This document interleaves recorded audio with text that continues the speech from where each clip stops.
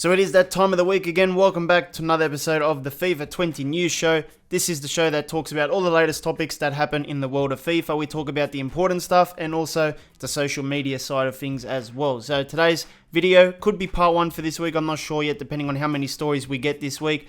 But we do have some interesting topics nonetheless. Van Basten has been suspended from FIFA.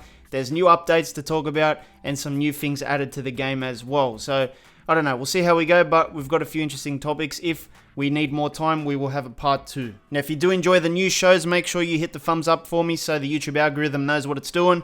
And if you want to help support the channel and you're new around here, make sure you subscribe today so you don't miss any future episodes. We do these episodes every week, and if you subscribe today, you won't. Watch my video last week. I spoke about new managers in FIFA 20. This week, after the latest server update, they added in a new manager face. This one is for the Aston Villa manager known as Dean Smith. So if you use his card in the game, you will get a real face for him. On Ultimate Team, you can get the Norwich manager, the Aston Villa manager, and the Sheffield United manager in your game. At the moment though, with the latest updates and all that for offline people, those managers do not appear in career mode, and I don't think in kickoff, but I could be wrong, I haven't tested that out. All I know is that when you go into career mode and negotiate with Norwich, Sheffield, and Aston Villa, those managers do not appear, but they are in Ultimate Team for some reason with their real face and everything. So I'm not sure why this is the case. As always, EA always does something half done. You know, they'll give you the faces, but then they'll leave something else out that you have to wait for. I know it's just manager faces, so people aren't really that bothered anyway about it. But I would have liked them to just do it perfect the first time. You know, just give us the complete package like it is on Ultimate Team already.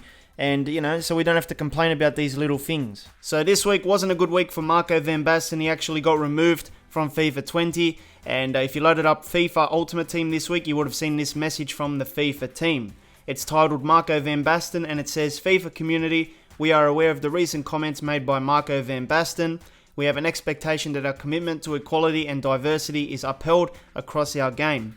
As such, we will suspend Marco Van Basten icon items from being available in packs, SBCs and FUT draft until further notice. Stay tuned for further updates. Now this ban was because on live television, Marco Van Basten said something that relates to like German history. I don't really want to say too much because I could get demonetized and I don't want to offend anyone at the same time. You guys can Google it and read the articles as well. But basically he was doing a live interview, said something he shouldn't have. And yeah, he did get like a suspension from Fox Sports. And he also got suspended from FIFA 20 as well because EA found out and they don't tolerate what he said. So that's why he got banned. But if you want more information, you know, there's plenty of news articles out there that will explain it better than I can. I just want to keep things very, very neutral with these kinds of topics. So let's talk about the updates that made their way into FIFA 20 this week. At least EA now has caught up the PlayStation and the Xbox with the PC. So everyone is on the same playing field now. We're all on Title Update 8. And we also all have the new faces. We're all also on the latest squad updates as well. So basically, they released Title Update number 8. It brings in some gameplay fixes, career mode fixes as well. I think they've sort of tweaked the fixture congestion issue a little bit, so it should be improved in most circumstances. You're still going to get 2-day breaks. You're still going to get sort of 3-day breaks, but you're not going to get those back-to-backs, hopefully, and also those 1-day offs, and then you play another game. So hopefully it has improved for a lot of people. And yeah, that's basically it. They brought in some more faces, more from the South American teams and also a few from the promoted teams. And then there was also 2 squad updates this week, December 4th and December 6th. And December 6th is the one you need to apply all those new faces into your game. So it should be out for everyone on every platform, so you guys can download it and enjoy it. I've made some videos earlier this week about Title Update number 8 and the new faces and the squad updates and stuff. So make sure you go and check them all out. Everyone is on the same page now, which is good, and no one needs to wait anymore. Now, according to FIFA Career Gems, there was some people complaining that generic boots have returned to some players since the updates. Remember a few weeks ago when we had a similar issue where players like Ronaldo and Sterling had like fake boots because the Nike boots weren't added into the game? I think there could be a similar situation for just some players. I'm not sure if it's as big of an issue as last time, but apparently, according to FIFA Career Gems, he's only found a couple so far, and he included a photo of Kepa and Marco Reus. Now, when I checked my PS4 version, I noticed that Kepa was wearing generic boots. I'm not sure if he was wearing like branded boots before this, but he's wearing generic ones. But Marco Reus is wearing those Puma boots. They're not new boots, but I think they were added in a few updates ago. Now, I checked my PC version to see if there was any new boots. I couldn't find anything, but maybe there is boots in the code where modders can unlock it and stuff. I haven't seen anything added into, you know, the actual menus of FIFA 20 yet. But some people claim that there is new boots in these updates. Maybe they have access to something that I don't. But if I find out anything, I will definitely update you guys. It doesn't seem to be that big of an issue at the moment. Not many people have complained about it, so it could be, sort of just a little bit of a bug affecting some people, but we'll see what happens over the next few days. So on December 4th, EA released the new Real Madrid 4th kit. This is now available in Ultimate Team and Volta. You can't use it in Kickoff, you can't use it in Career Mode. I think Nintendo Switch people get it on December 14th. But this is what you have to do. It's available in the season objectives. You just have to do 3 simple things. The first one is score 8 goals in any Ultimate Team game mode. Pretty easy. And then you have to play 4 matches in any Ultimate Team game mode. And then you have to win a match in Ultimate Team's game mode using a Real Madrid player in your starting squad. So even if you play squad battles, you can get this done very, very quickly and easily. And then you have access to that nice kit there, the Real Madrid 4th kit with a bit of gold and black. I really like this jersey. And I wouldn't buy it in real life because it is very expensive, but it's nice to have in the game at least. But if you do want to buy it, you can get it from the Real Madrid shop. It is available in a physical jersey, so you can wear it around.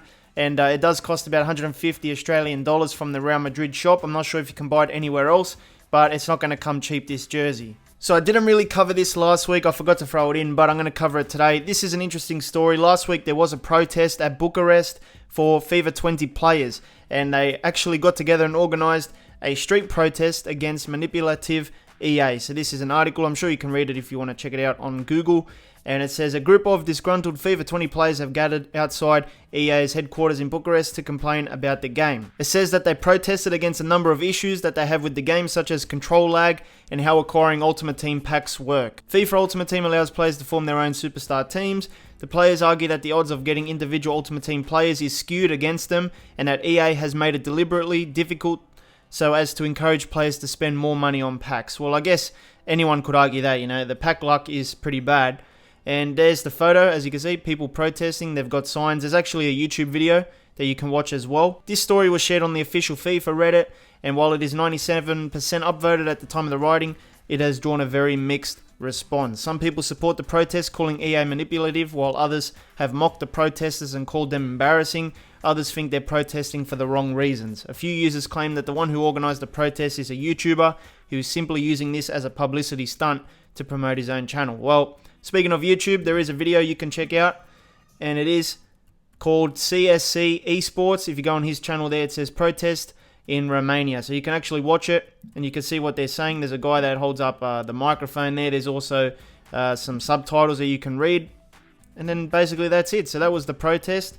Not really thinking that it's going to change anything in the long run, but it's worth a try, I guess. But I think this year people have just become frustrated with the bad servers, the delay, and even on squad battles there's delay. Like, I played offline career mode and it was a much more smoother experience than squad battles. So I'm not sure what's going on, but there's just so much complaints regarding the online this year, and it's got to do with the servers.